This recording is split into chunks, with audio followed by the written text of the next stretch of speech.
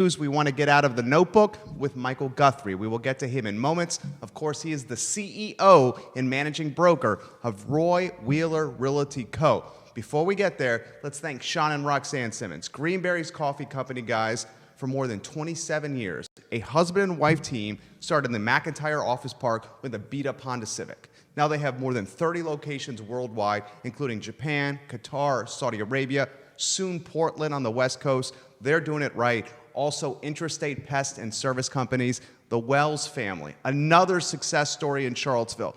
One truck for Mr. Wells decades ago, and now this is a 4-generation company with red trucks everywhere. Interstate pest and service companies, a home's best friend.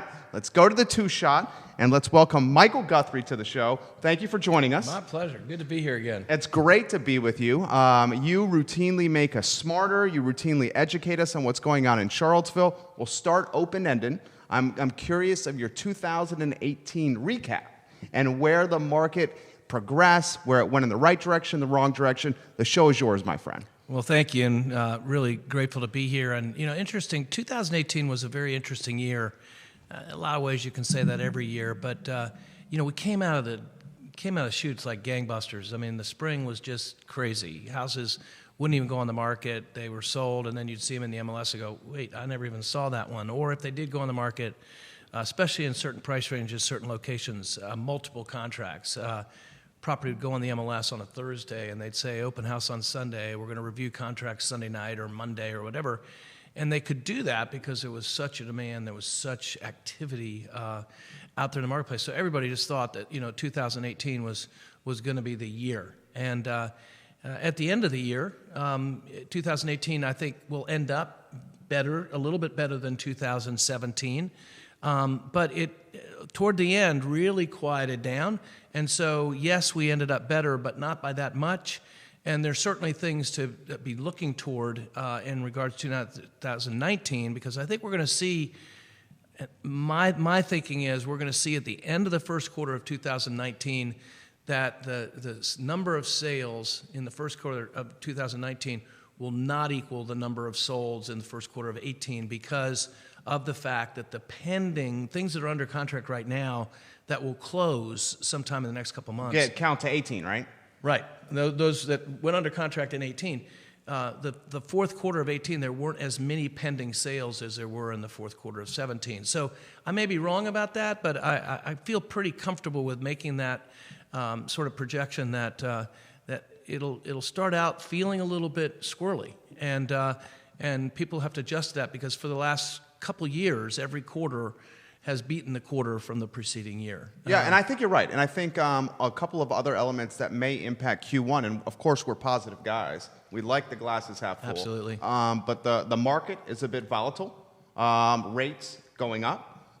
So I think Q1 could be a little shaky. I think 2018, and I'm going to throw it back to you, is going to be characterized as the year of new construction and very little inventory on the market.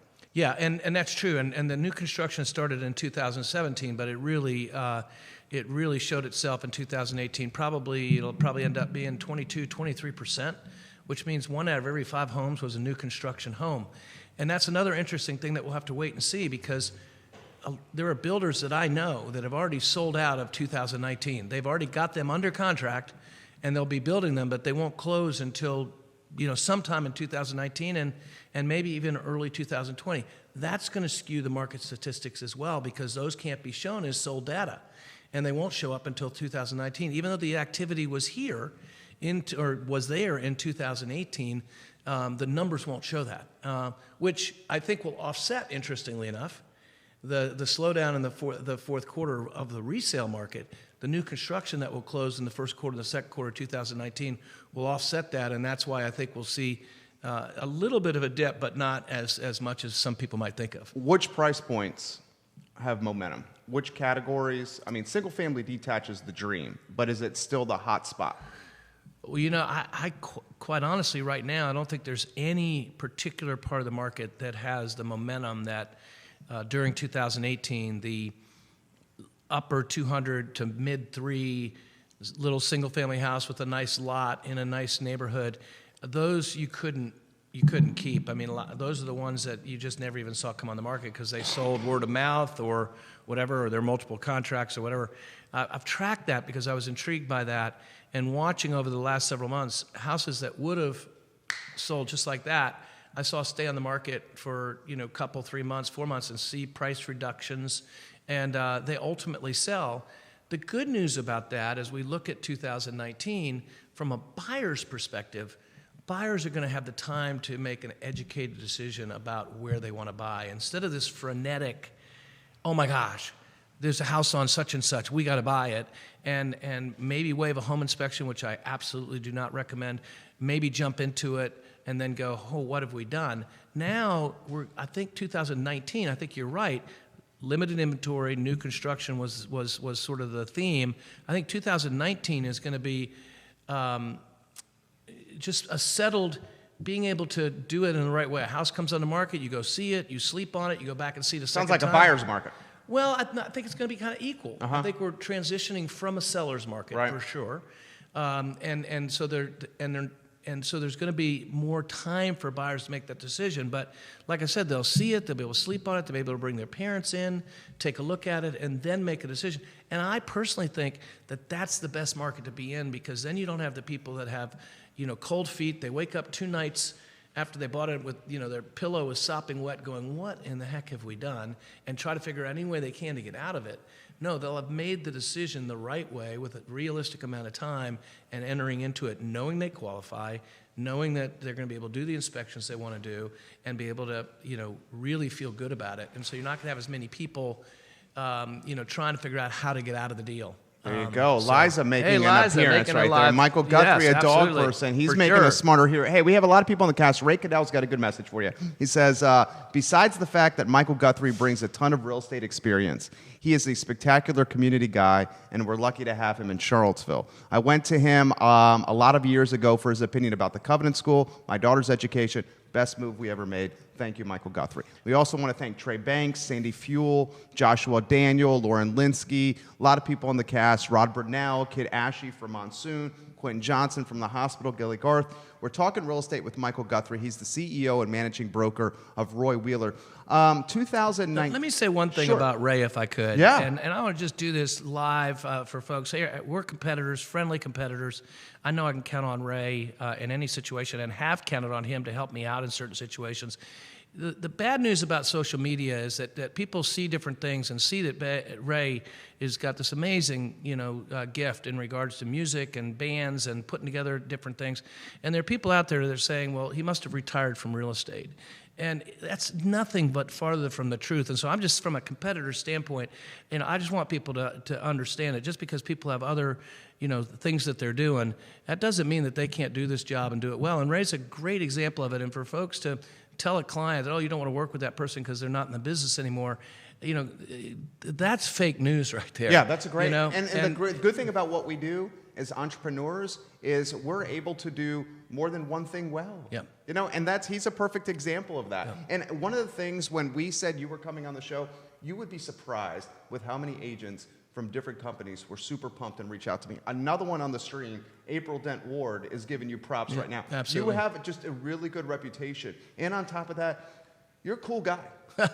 You're a cool dude. Thank you. I appreciate you really are. it. You're a cool guy. People like you. No, I appreciate it. I really, it's about being who, and I was just actually doing a business planning class in my office this morning. I was talking about what is your purpose, what is your why, understanding it's not what you do, it's who you are and where your heart is. And if I can, do that well, I know I fail at times, and as we all do, but my intent is to be a person that that people can respect, and that they see me doing the things the right way.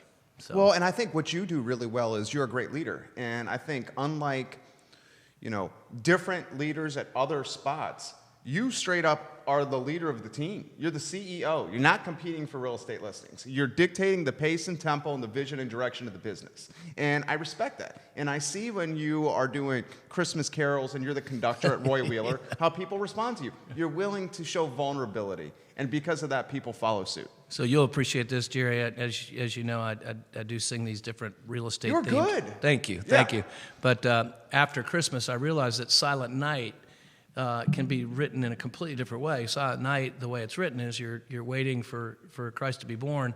Well, the song that I wrote was Silent Night after all the kids and grandkids had left the house. Right, because you got a lot. It was back to just our house, and so I wrote this song and sang it and sent it to my kids, and my older daughter responded, I'm thinking my feelings should be hurt in regards to this, but another friend of mine who was giving a talk set it up perfectly, talked about Christmas decorations and how he loves seeing the lights and things like that, but he said his favorite lights were the taillights of the last car leaving the driveway. That's awesome. That's awesome. So, but yeah, I enjoy doing that kind of thing, and hopefully it shows that, I take my job seriously, but I don't take life seriously. You got to have fun. I think it's great for your brand. And we're talking about the 2018 market. Thank you, Ken Hart, for joining us, Patrick Robbins for joining us, Sandy. We'll get to you here in a matter of seconds as well, Sandy Fuel.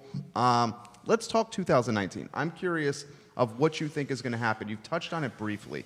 I see it, and Liza's saying hello. She's a good dog here. I see 2019, and I want to get into certain neighborhoods. But how do you see rates? How do you see what the Fed is doing? How do you see with potential limited inventory? I mean, what's going to happen here Q1, Q2? Well, again, going back to 2018 to point to 2019, the good news is the inventory is growing. So I think it won't be as limited as it was, which will be a good thing because it'll give people more choices, which I think is always good. The second thing that we haven't talked about yet is the uncertainty in the market as it relates to the stock market. And things like that. There's a lot of uncertainty there, and I think one of the things that was that really helped fuel 2017 and 2018 is people had discretionary income again because the stock market went up in a certain way. Well, they felt secure with their investments. Yeah. Like, even today, we're live here and we can talk about the fact that, Apple only reported $84 billion versus $95 billion or whatever the number was. And the stock market has negatively, now when I left the office, it was 463 points down or whatever. It may have bounced up by now. But the point being is people aren't confident that money's going to be there. And so I think that's going to impact real estate sales in 2019, may even more than the rising interest rates, because I think the rising interest rates is just going to be gradual. It's not going to be anything significant.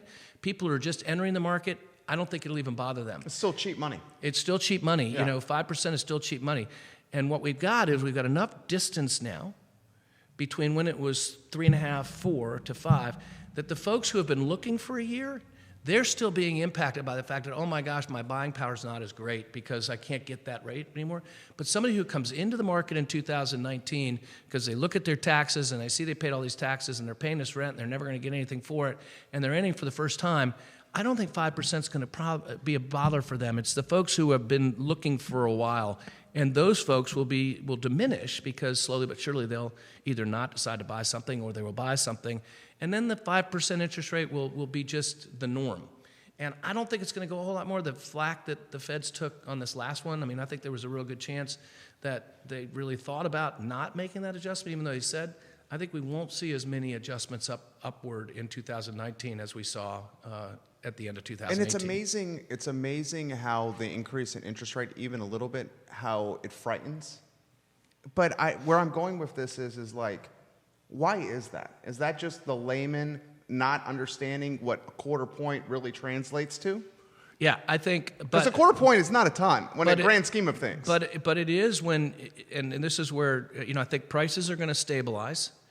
That quarter point does make a difference. If your appreciation, say it's a $300,000 house, and there's a 4% appreciation, that's $12,000. So that house is now worth $312,000. Every quarter point of interest rate is $10,000 in buying power. So if we went from 4 to 5, that's 40. That's $52,000.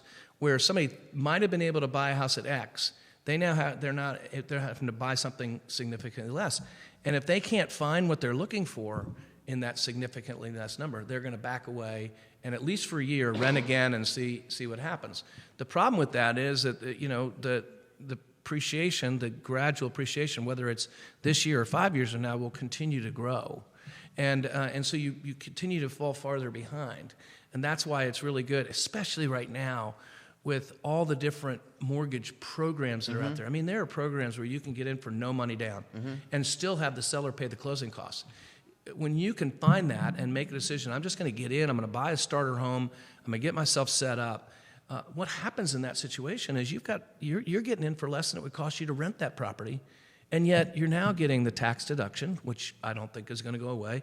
You're getting the appreciation, and you're getting a chance to have a house and fix it up the way you want it to be fixed up, and really feel like it's a home versus just something that you're living in. Do you see certain neighborhoods performing better than others? Yes and no. I think we're still any neighborhoods that are in the same price range and competing with new construction are going to struggle. How can the homes that this question I see all the time? How can the homes that are not new construction and don't have the bells and whistles? They have TLC. People have lived in there. They've raised their families. I have one. How can they compete with the brand new construction? Well, the way they compete is in the way they're marketed. So as an example, one of the things that I would really encourage people with existing homes is to get a company like Pearl Certification to come in and to do an energy efficiency test on the property so that you can communicate when you put that house in the market that you've done the things that you need to do to make that house as energy efficient as possible, because that's a buzzword at this particular point. That's one thing. Two, just put it in as best condition as you can put it in. And then what you have to market is what people forget about. When you buy something new, brand new curtains, brand new this, brand new that, yard, landscaping, having to be around construction all the time, having to wait 6 to 8 months for the house to be able to move into the house. If I can have an existing home that is in good condition and can show these are all the things that I'm not going to have to pay for, and people don't realize, it's a good thing. The local economy benefits from new construction, not just the builder, not just the people who get paid to build it, but people buy new, TVs, washer and dryers, window treatments. All those things oftentimes are built into the local economy. So people have no idea how the real estate market drives so much more of whether the economy is good or bad in any community, and specifically right now, Charlottesville. And, I think we're certainly seeing that. I live on the south side, so I talk about that from a Whittington and Oak Hill standpoint. Oak Hill seems to be darn near close to sold out. Whittington seems darn near close to sold out. What new construction spots are you seeing as the ones that have been most successful, the ones that have the brightest future? Yeah. Well, again, with what the area that you're talking about, and I can't remember the name of it right now, but there's a whole nother development that's going to be developed back behind Whittington. There's land that's being, has been bought and will ultimately do that. Cascadia has done extremely well. And I think will continue to do extremely well. Although I have, and sorry to the builders that are building in there, I have real concerns about the traffic, patterns there. As that thing continues to grow and people getting on 20 and trying to get there, that's just a concern. I think anybody that's looking in there, they've got to really seriously consider that. I think Lockland Hill has done very nicely, again, because it's different. Most people don't realize it's the only community in the area that part of it's in Charlottesville and part of it's in Albemarle County. And the challenges that Frank Stoner faced in doing that and has done quite well in bringing some smaller builders in, doing some pretty cool things. And so there's a project that's going to come on next year over off of Hartman Hill that I think should do extremely well. There's a project that's going to be out off of I can't remember the street now, but off of JPA over in the Fry Springs area. So you kind of think, where could there be any other places? And then all of a sudden you'll see things pop up. And I think another community that's going to do quite well, and I wish I could remember the name of it right now, but Ryan Homes is building a new community between Ivy and Crozet on the right. And it's going to be in the 400,000 range. By Duners? I think far past Duners. Okay. Past Duners. Between there and Crozet on the right side. 400K on that strip, that's like the entry point for that neighborhood. That's right. Yeah, so those will sell well. That's right. And one of the things I think that Ryan is doing well is that they've made it very simple. Some people don't like it, but you get A, B, or C. They've gone back to this. I'm also seeing that with Stanley Martin. Okay. Yeah. And they're just trying to say, we're not going to do anything. We're not going to veer from this. We're going to offer you this, but it's working. Yep. So if it ain't broke, don't fix it. Well, and I think what's happened is because of let's explain the builders labor costs have gone up. Right. Construction costs have gone up. Materials have gone up. So they've what they're having to pay out to bring in the same product obviously reduces their profit margins. So if they can go back to 1, 2, or 3, that way they can buy it bulk. and do it that way. That's going to save them money and to be able to keep the price points at a place where, you've got the community right outside Glenmore right now. You got Oxford Hills out in Greene County. Yeah. Ravenna Village. I think. Yeah, Ravenna Village. Yeah.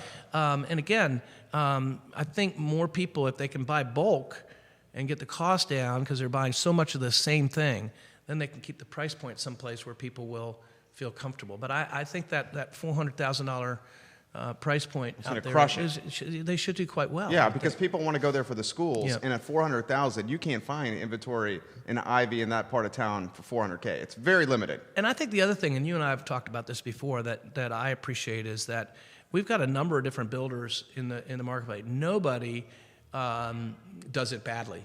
They do it differently, right, but nobody does it badly. And what I love about it is they're friendly competitors in their marketplaces. They're friends outside of the work and that kind of thing. But they really, capitalism is at its finest. Somebody who is at a lower price point but doesn't offer quite as much, it has to press on somebody who's trying to do it a little bit better, but they have to stay in a price range that people will pay for that little bit better.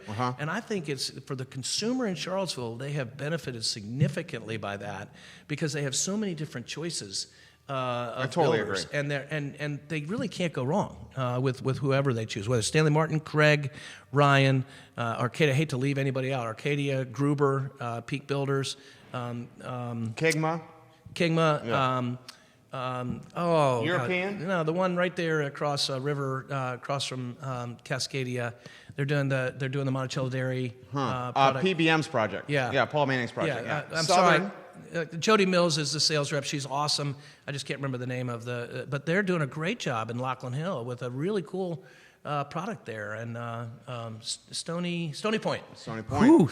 There you Stony go. Point Construction. Stony They're doing a great Construction. job. Yeah, absolutely. Doing a great job. And Jody and her team and Josh and that whole crowd. So we're really fortunate to have some really, really good people doing good things. And they compete against each other to make a good product, but try to keep the price as competitive as possible. And we saw what rising construction costs can do with the project with Keith Woodard's project, guys, on Water Street. Completely different market. Roxanne Carter says Stony Point Construction. Thank you, Roxanne. Yeah. We have a question from Drew Gaffney. Drew Gaffney has this question for you, Mike. I'm a huge Michael Guthrie fan. Just out of curiosity, Mr. Guthrie, what do you believe is the future of the low-income housing rental market in Charlottesville? Other questions. With an increase in demand and a limited market supply, what opportunities do you believe are available for developers looking to crack into the sphere? And the last question, do the zoning laws in Charlottesville create a barrier to entry along with rising construction costs due to capital investment in these projects? So 3 questions. I'm happy to ask you the first one again if you like. Yeah. So the first one from Drew Gaffney is, what do you believe is the future of the low-income housing rental market in Charlottesville? That's a good question. That's a great question, Drew, for sure. And thanks for the shout out. I appreciate you as well. I think that's going to be a struggle. I think that there's a desire. The good news is, and we've talked about this before as well, I think there's a lot of really positive things that are coming out of August 12th of 2017 that wouldn't have happened, quite honestly, if it hadn't happened. I think there's a coming together of people for a common good and wanting to, and one of the main things that are coming out of this is this whole affordable housing. How do we make sure that people are cared for? How do we make sure that people have a roof over their heads? And the problem with the low income, low income housing, is that the land underneath all these things costs a lot of money, right? But there's really cool things. Keith Smith from our company is with the Thomas Jefferson Planning District, I forget, TGP. Planning Commission? Right. Yeah. And they've created this panel, about 20 people. Keith's on it. Chris Bramante from Bramante Homes, I didn't mention them, another great builder. He's going to be the builder rep on that. And it's all about creating affordable housing in Charlottesville. And not just in regards to buying, but also being able to rent. I know that the money that Dave Matthews just... $5 million. You're right. They're going to do an expansion to Cardinal Hall, and there's been some issues at Cardinal Hall, but I think the issues have now gotten to the place that people are understanding it and trying to make a difference. So I guess the answer would be, Drew, that I think there are people in place now that really want to see that happen. There's certainly the challenges of it, and whether people have the appetite to do what needs to be done to fix it will be the real answer. But I will just real quickly give a shout out to our friend David Sloan. Yeah. Speaking of Crescent Hall. he found out that there was a need there right before Christmas and wanted to do something. And so he reached out to a bunch of us in the realtor community and said, hey, we'd really like to do something for Crescent Hall. In about 3 days' time, we raised enough money that all 104 apartments in that community got a $50 Kroger grocery card as a happy holiday type of thing. And that all became all about relationships, one relationship at a time. And that all happened because David had a lunch with an old high school friend, talked about a need. David said, I think I can help fix that need.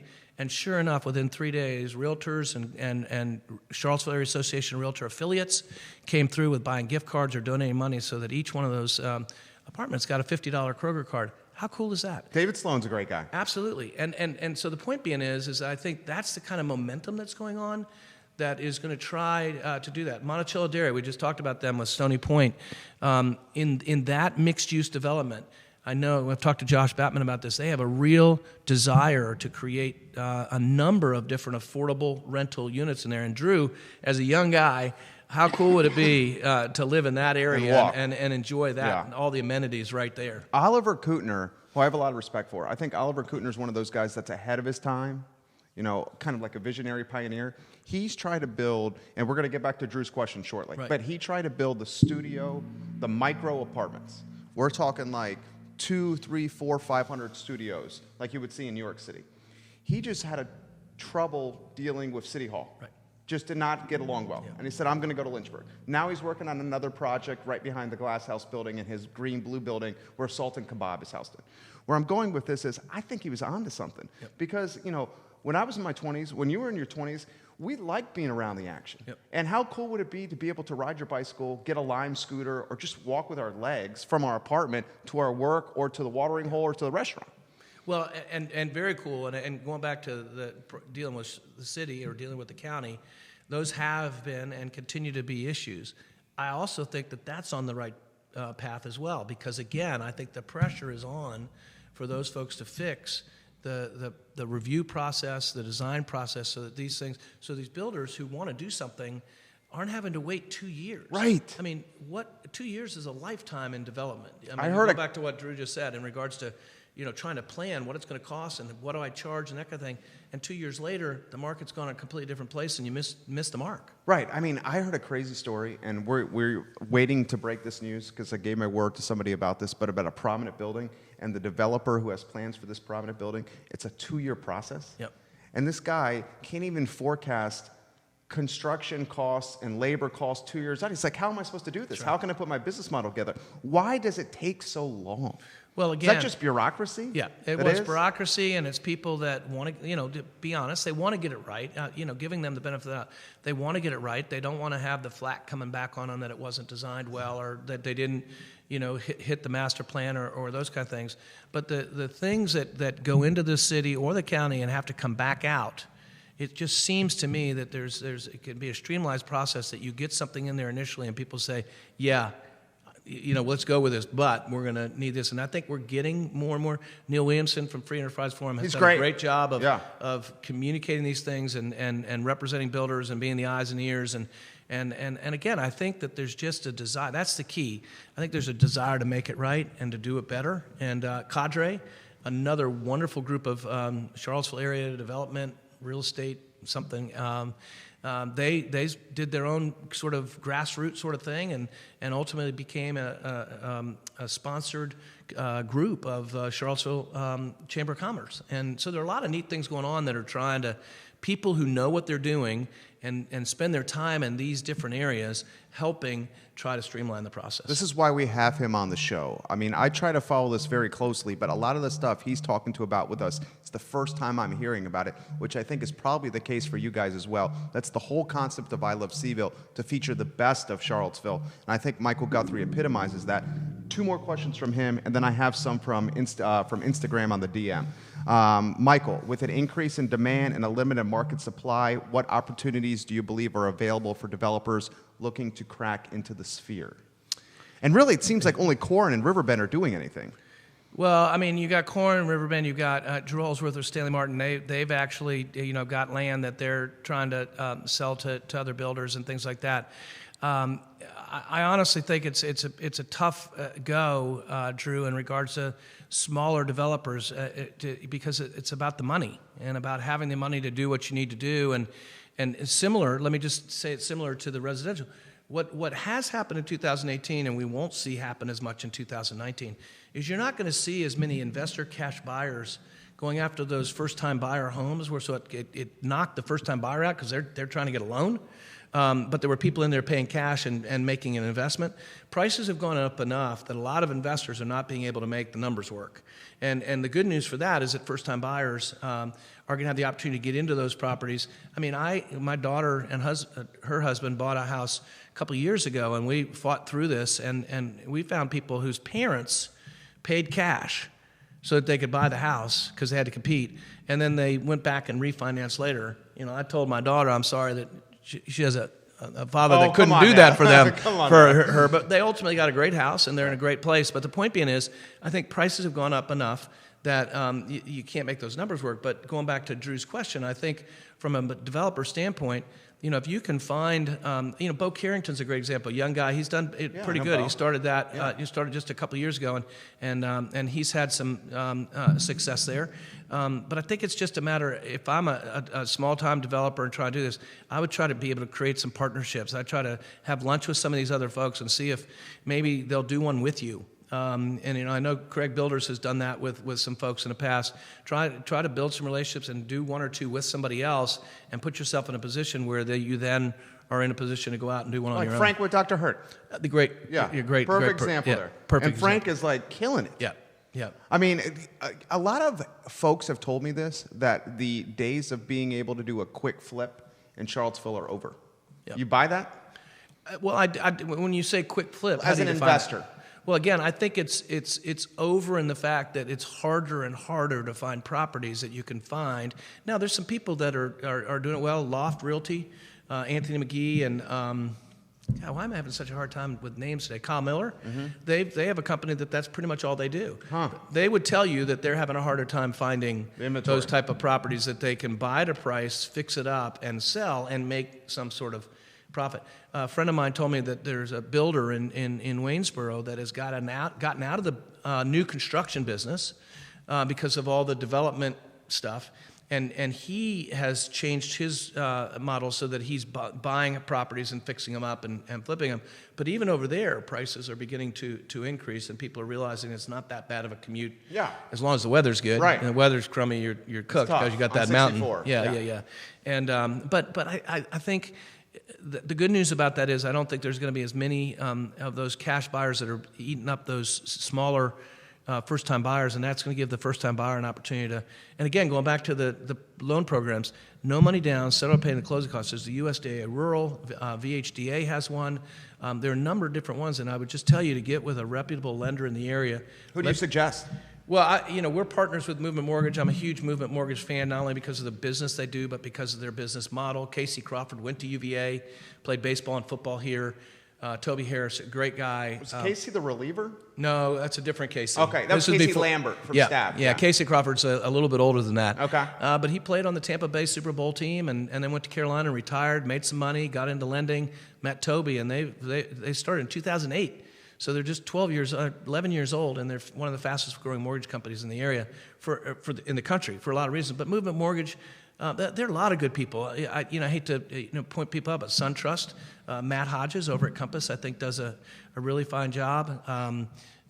First Heritage, Mike Beatrick, Mike Beatrick and Mike Buczynski and my young friend Jake King. There are a lot of good people out there. If you have a realtor that you trust, go to them because they've got working relationships with the lenders. And I'm not a big fan, not that they don't do a good job. I'm not a big fan of Quicken or the 800 type of Rocket Mortgage. Or USAA, they're unbelievable. But you're dealing with you're calling somebody. I like having somebody who's in the office. If they make a mistake, it could cost them their business. Right. So they're going to do the best job they can. They have skin in the game. Yeah. And so they're a number. But the point being is, get with somebody like that, and you can literally go online, put it in a little bit of time they can tell you what you can qualify for, or if there's some dings on your credit, that they'll help you over a 6-month time, get to a place where you're credit worthy, whereas you don't have to go to those places and pay money to make that happen. The loan officers in this area are service-oriented, and they will help you. They'll counsel you. And then another unbelievable resource that people here in Charlottesville don't know about is the Piedmont Housing Alliance.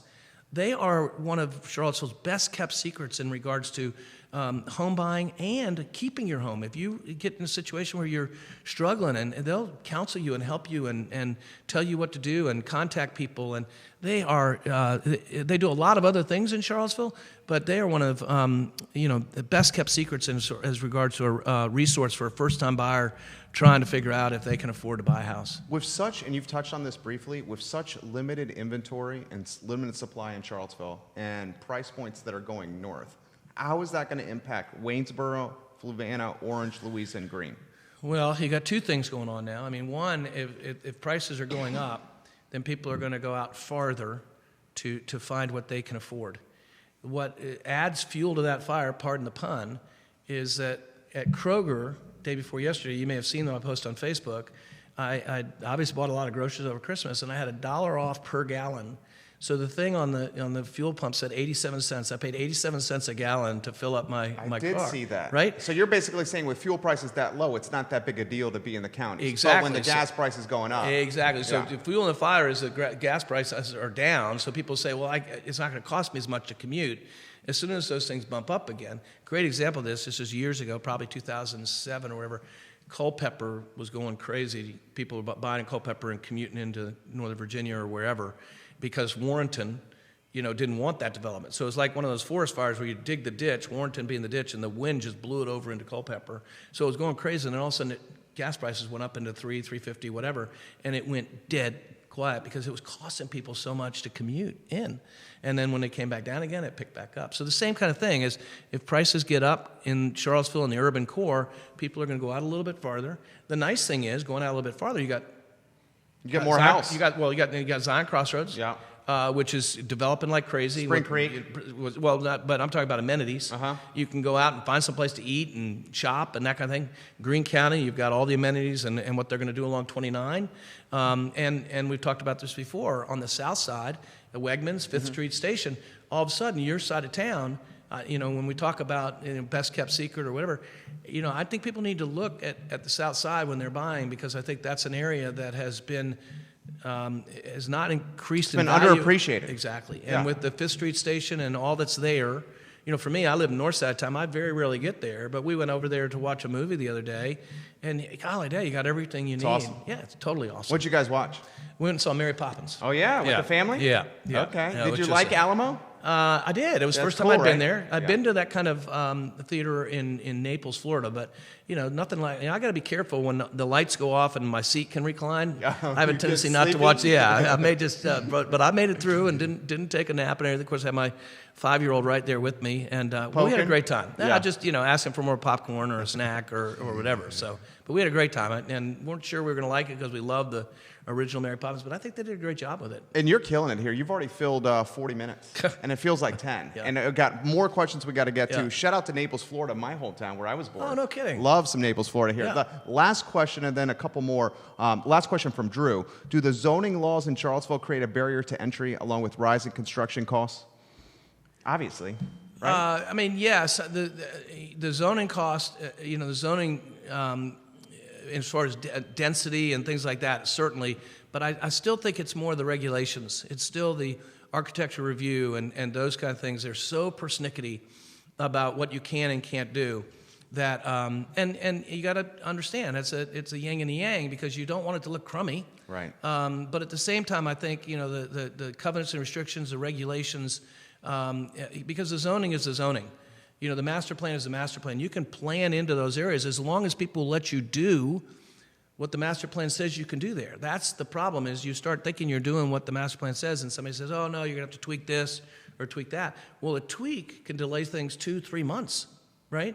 And that's the problem is that, we got to be able to let these folks get these things out of the gate in a time period that they thought they were going to get out of the gate so the prices are where they need to be, and we don't have a situation like we did in 2005, 6, and 7, where we lost really good builders who were good business people who just had too much land, and the market slowed down, and the lenders wanted their money, and so that people, lost, major investments. One of the questions from Twitter here, and this is someone that follows planning and parking and development closely, Matthew, and he says, it seems to me with so much of the property zoned in the city for single-family homes, and he says 53% of property zoned in the city is for single-family homes, that's going to keep affordable housing from being a reality in Charlottesville. Well, I think that's true. Again, if you think about the amount of ground, if you don't have the density, if I can put 3 houses on an acre or 10 houses on an acre, then I can make it more affordable. Do we have to change that piece then? Well, we yes and no. I mean, I think the problem is the horse is out of the barn with that. I mean, just look, and we talked about this the last time I was on the show. Look at C&O, across from C&O. Mm-hmm. You know, row that houses. totally vertical row house, and they're in the millions, right? And they're just narrow. I mean, I'm sure the people like them and everything, but they're just narrow and right along the railroad track. And so you've got that situation. I think the problem is that I don't believe that you're going to be able to take, say, an area like Locust Avenue and change that from the zoning it is to R6. And you're saying because of the roads, the transportation could not accommodate. That's right. Yeah, and so, to take an acre lot and now put 6 townhouses on it, I don't think that's going to happen. That horse has left the barn, but you can be creative, hopefully, and do the things that they're doing down below Belmont and in Fry Springs in reducing the size of lots so that more property can be, and if that's the case, then you get it more in an affordable. Playing devil's advocate for the sake of the show. If the majority of the land in Charlottesville is zoned for one home on that piece of land, it seems like if we pivot some of this zoning to allow more units on the land, then that's the first step to getting $800, $900, $750 a month rental options. Because right now, this is crazy. I have a buddy who's a bartender at a local watering hole. Great guy. He and his wife have just had a child. Okay, the cheapest rent that they could find in Charlottesville, and this is not the Taj Mahal, right, was $1,250 a month. Yeah, that doesn't surprise me. That's like a mortgage payment. Goes back that's to what you I were just saying said. With the loan. If I can get in no money down and have somebody else pay my closing costs and have a $1,200 a month mortgage, why in the world am I not considering doing that? But the other thing that I think is important is that is being looked at, and I think you're going to start seeing, and it's starting to happen over on Nassau Street, where the city has land, and that land is given to affordable housing, so that the person who lives in the house doesn't own the land; they only own the house. And what that does is it reduces the cost of it. So instead of the land at $100,000 a lot or whatever, now you can build a really nice house for $250,000. So the person who owns the house is paying rent to the person who owns the land? No. It's a leasehold. Okay, so it's like gotcha. a 99-year lease. Okay. And so somebody 2 or 3 years later wants to sell.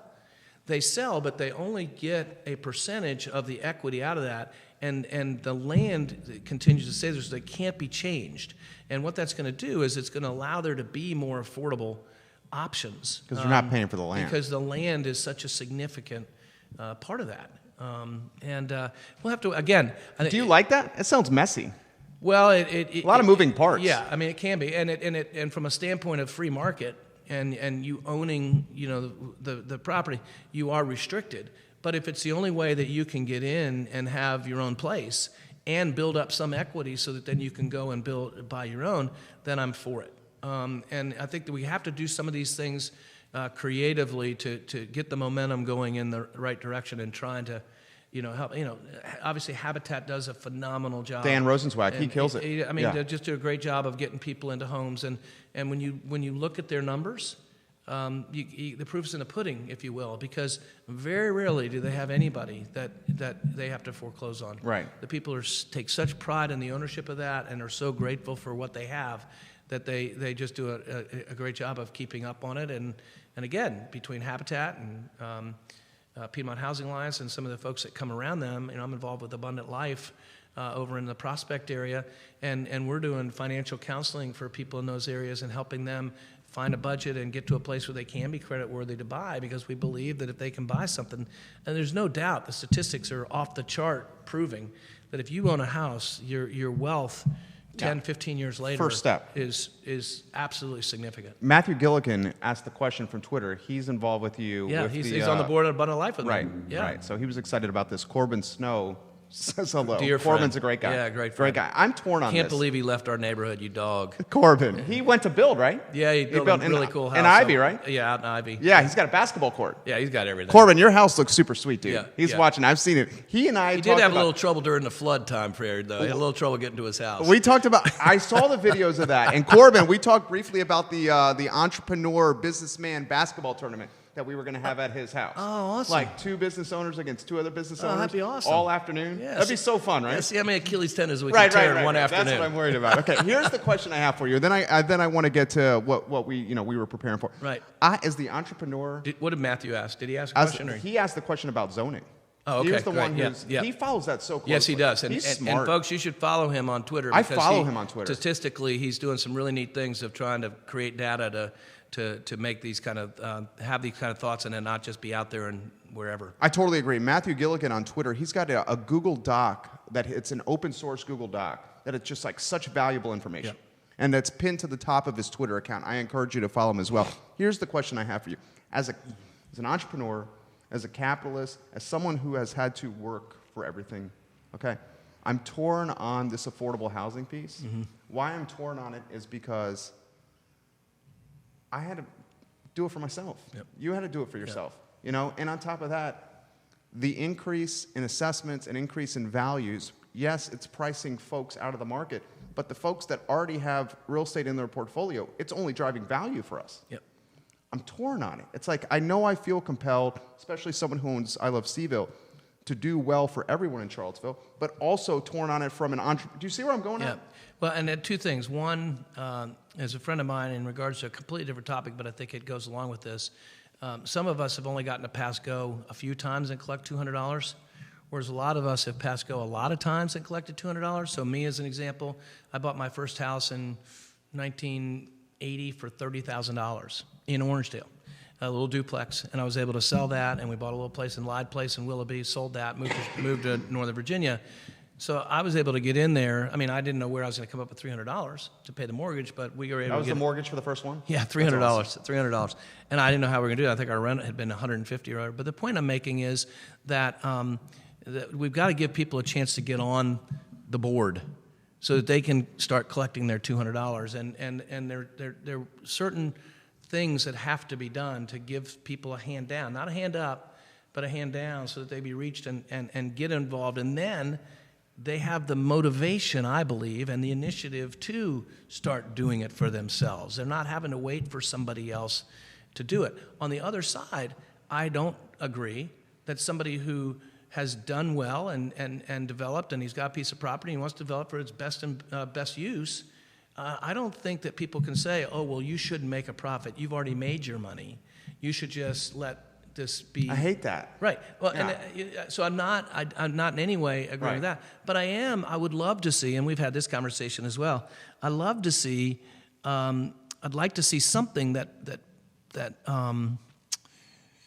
benefits the people that have lived in a community for a long, long time, but are now being impacted by the gentrification. In other words, somebody's building a house next to them and it's $1 million. Well, their house, is only worth $200, but because that house next door is now $1 million. Trickle over effect with taxes. Yeah. So I'd love to see somehow, some way, and I know there are some things that the city has done, but I'd love to see somehow, some way that there's a grandfathering. If you've been in your house for X amount of time, that you still pay taxes. I'm not saying you don't pay them, but they get grandfathered to the point of this year or last year, or whatever. There's like it a was. cap or a governor because they've on already them. paid it. Yeah. Because the person who builds a house for $1 million next door, they pay the whole rate. But the person next door who should have a house that's valued at $200, but now it's going to be valued at $300, they didn't cause that. They didn't happen that, and then they're going to. But they are benefiting. They will in the the long. home is worth more. Except they for, get the long game benefit. But yes, except for if when they sell it, where do they go?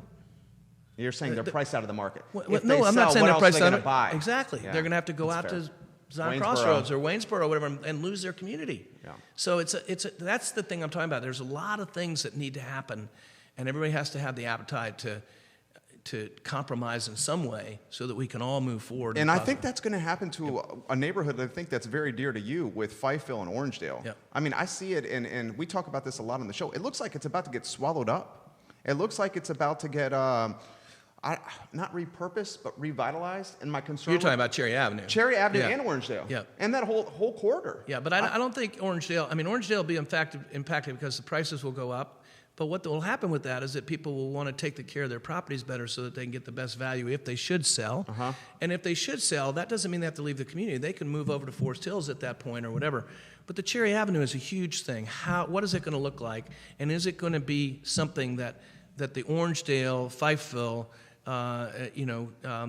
a Prospect area will benefit from? If it's another, Preston Avenue, those people can't afford to go to those places. Right. So there's got to be, but then again, you go into the free market. You got the hospital nearby. You want to attract those people. You got what's going on in West Main Street. You want to track them down.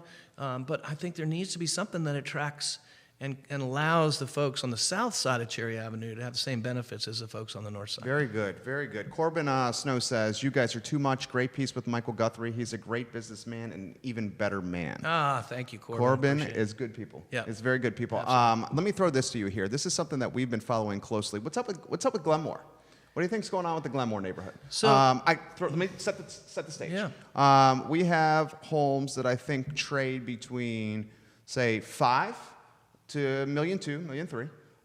We have and above. above. We've had a couple bid over there with our agents that were about 1.6. Yeah. We have days on the market on a lot of these homes that are 200-300. We have Ryan Homes Development right outside the community. What's going on there? I think Glenmore is a microcosm of you can look at that and you can see exactly what's going on in the real estate market. You've got a community that is however many years old, nice country club, which obviously has just been rebought, so I think there's going to be new energy there. There was uncertainty as to what was going to happen there, and so you've got a resale market of homes that are older, and they're competing with new construction, not only in their community but now outside their community.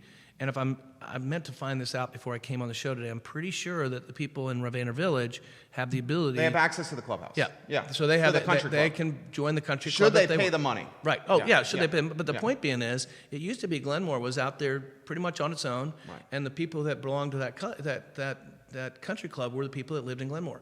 That's no longer the case. And so now what you've got is, well, why do I have to live inside the gates?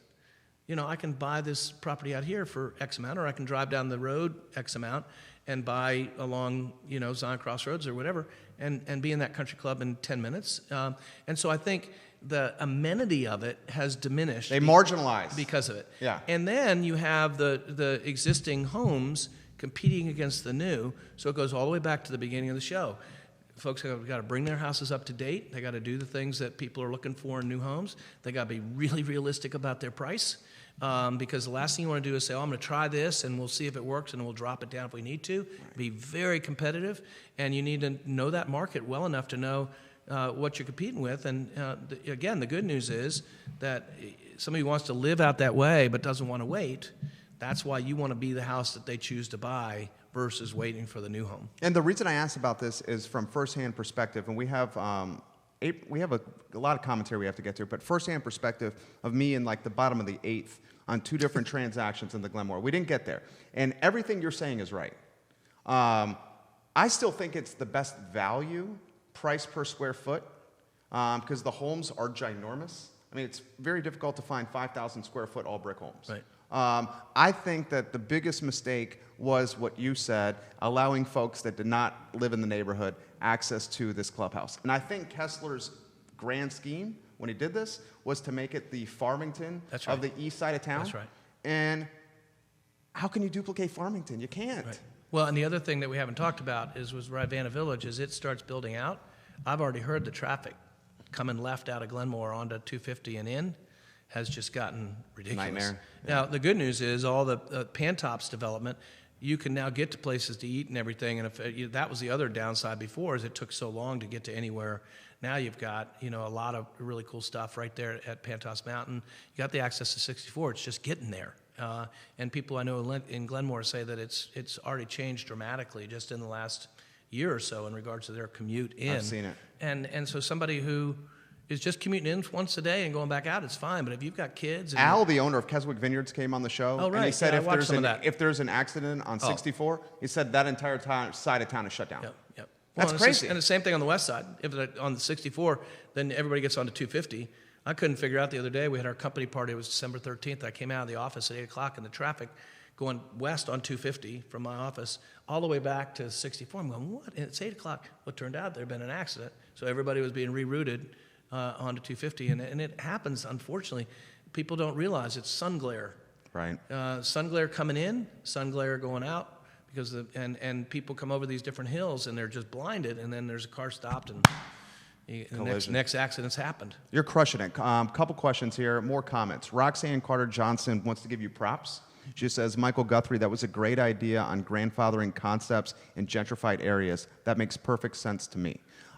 April Dent Ward, who's trying to be the Fifeville specialist, maybe looking for some advice here from you. She says, Michael, you're exactly right. CVille inventory is low because everyone wants to stay in the city and they are priced out if they sell. No one wants a higher mortgage if they already have an existing home in the city. Maybe asking, what should she do as an agent? Yeah. Because she wants to corner that piece, that neighborhood. Yeah. What do you do if no one wants to sell? Yeah. Because they have nowhere to buy. Yeah. And I think that's, I think that the key is and April knows this, as does Roxanne, both really quality realtors. It's about building the relationships and being able to be in a situation where you can educate people to the point of, okay, if you want to take your profit here and run, where do you go? And being able to explain to them, okay, these are the areas that you would qualify for, and let's go look at those and see if you can recreate what you have here. The good news is it's easier than it was a couple years ago, because you create Fifeville because you have the easy access to different things. Well, there are a lot more communities now that have done that same thing and are providing easy access into places. Even just the small little corner at Fry Springs and JPA with Fry Springs Station and Wayside and Dirty Nellies and Atlas and Guadalajara. Anna's Pizza. Yeah, you got all those places that you can walk to and enjoy that sort of lifestyle. A few years ago, that wasn't the case. And so somebody in Fifeville who wants to do something different, I think they've got some options. It's just about knowing what they can get for their house and then being really good about communicating with folks, here are your options, and seeing if one of them jumps out and say, you know what, I think we could live there, and taking it from there. First beer I ever had in Charlottesville was at Anna's Pizza. I was 18 years old. It was a rush event, Phi Kappa Psi at UVA, and the brothers bring us there. It's like banquet style, and it's like so fun in there. Nothing's changed. I love that place. I absolutely love that place. When I was doing Young Life work back in the 70s, we used to do our all-area clubs in there. The owners were so great. They'd close it down for us at 8 o'clock in the evening, and we'd do our all-area clubs in there. And I lived right there on JPA and Cleveland Avenue. It looks completely different now.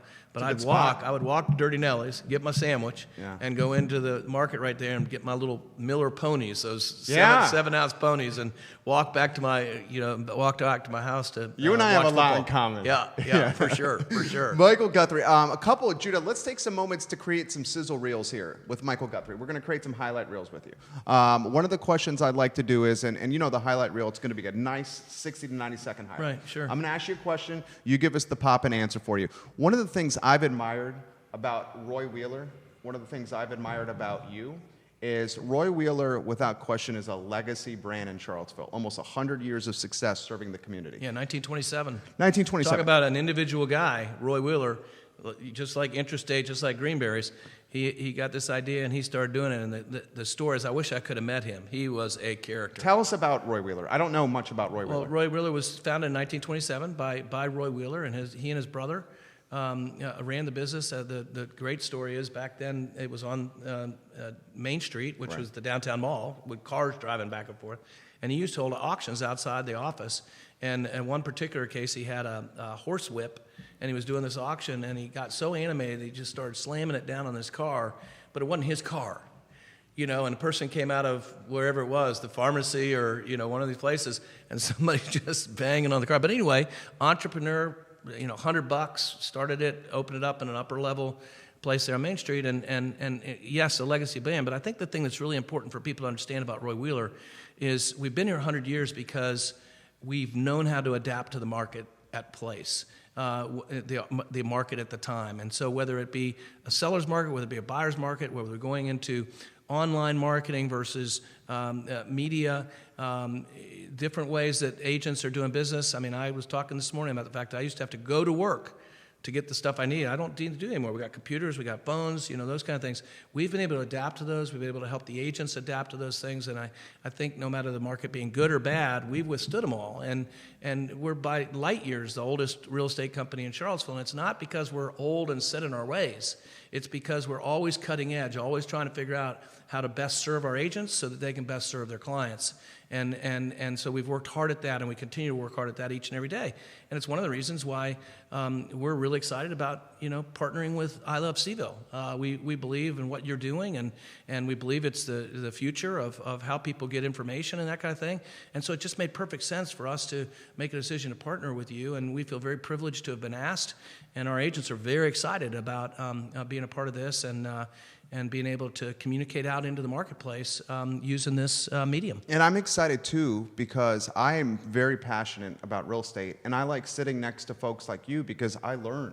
And if I'm able to have someone from your team once a week and use our platform where we can educate folks on trends and analytics and what's going on, I think everyone wins. Yep. And we're doing it in a way that's super approachable. And you can see that through the questions that are coming in. Another one just came in from Jay Gaffney, and he says, I'm a huge Michael Guthrie fan. I'm finishing UVA, and I'm looking to stay in Charlottesville. Should I start by renting an apartment, or should I try to buy a home with interest rates? What advice do you give to someone coming out of UVA? I'm telling you, Jay. Because you were that guy. Yeah, well, I was. And what I would tell you, and Jay, you've got a dad that can give you this advice as well as I can.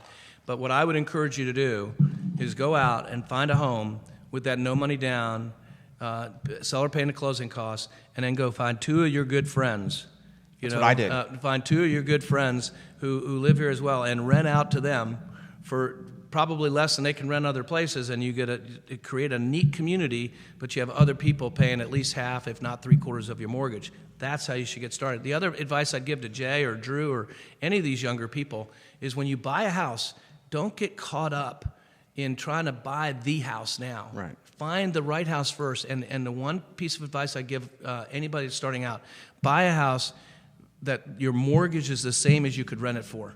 So in other words, if you buy a house and it's in a neighborhood where it can be rented for $1,200, don't pay any more than $1,200. Or less. Well, no, but I'm just saying don't pay any more than that, because if your life changes, like Jay, we know your life is about to change with and you have to get out. That woman in your life. Yeah. And you decide you want to buy something bigger, now you're in a situation where you can rent that out and it becomes part of your financial portfolio moving forward, and you have somebody else paying that rent down, and so when your kids get ready for college or whatever, you've got this money in place to be able to do it. And so that's what I would do for anybody that's single. I'd buy a house and I'd rent a couple rooms out and let them help you pay off that mortgage as quickly as possible. That's exactly what I did. It was in 2008. I was in my mid-20s. I bought a condo, 3-bedroom, 2-bath at the Villes at Southern Ridge.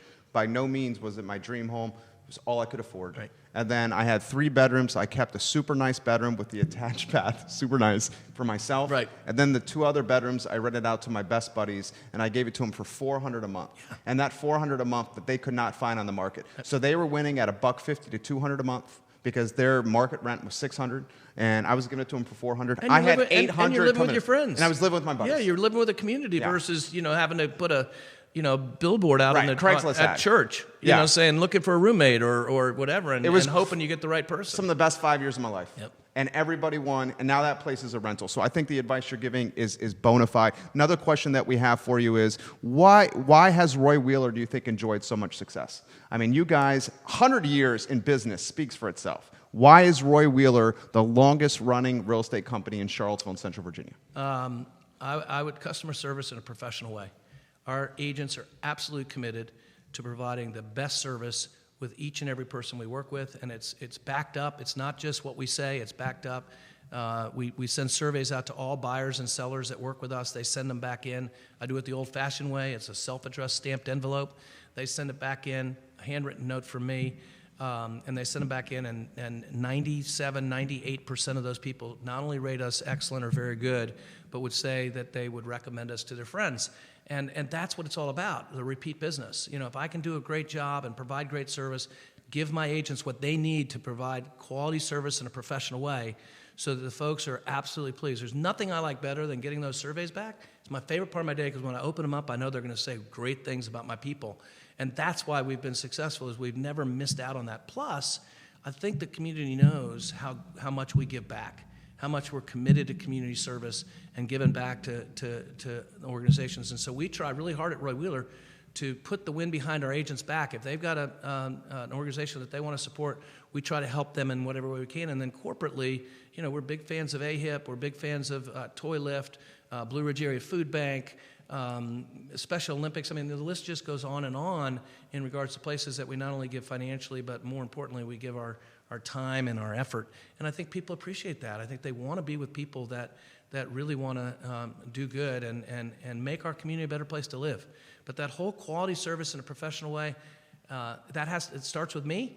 We've got to provide the environment and the culture for our agents to be able to run their business the way they want to run it, and do it in a way that causes people to send those surveys back and say, man, I have never worked with a real estate agent as good as this one. I've done several different transactions, and by far this agent exceeded all our expectations. And it happens time and time again.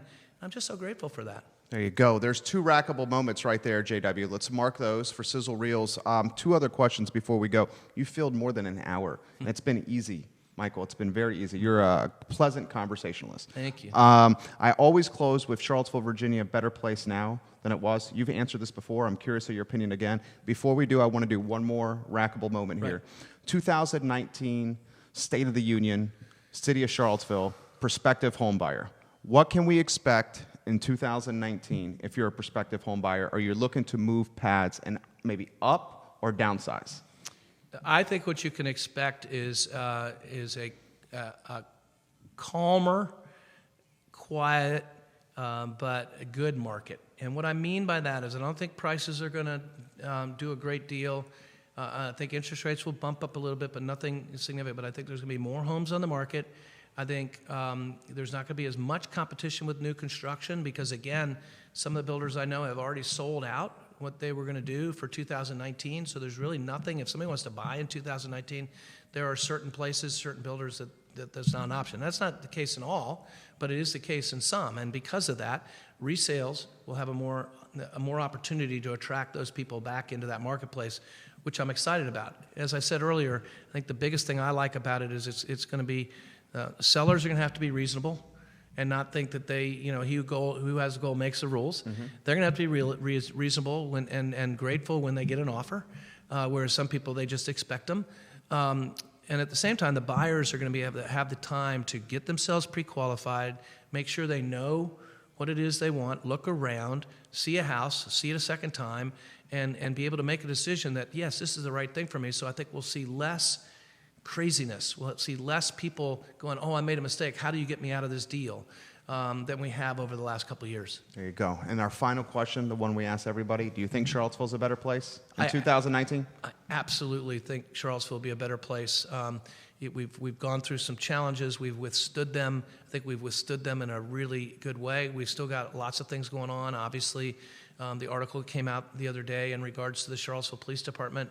We got to fix that. We got to get people trusting each other and people feeling like that's something that they want to do, and we got to compensate them. I know that's a challenge, but we got to fix those kind of things. But I can honestly say personally that I'm in several different groups, several different conversations that were not going on 2 years ago. They're nonprofits that even though we've been complementary. I think there's a lot of engaged work going on with nonprofits to make Charlottesville a better place. And I also think that President Ryan at the university this is on his wish list. University engagement with the community. I agree. There's a task force that he's created with a bunch of people, and they're now coming together in regards to the nonprofits.